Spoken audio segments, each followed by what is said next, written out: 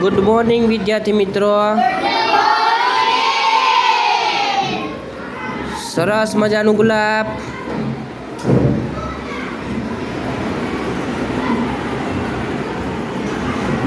Very good. મૂકી દો.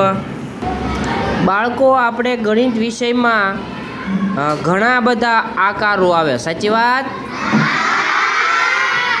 જેમ કે ત્રિકોણ, ચોરસ, લંબચોરસ, પતંગાકાર ચતુષ્કોણ. સાચું ને?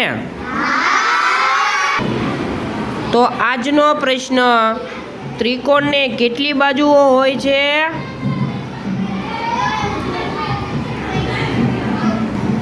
શું જવાબ આવે? હા, તો ત્રિકોણને ખૂણા કેટલા? હા, તો ત્રિકોણને શિરોબિંદુ કેટલા? કેટલા?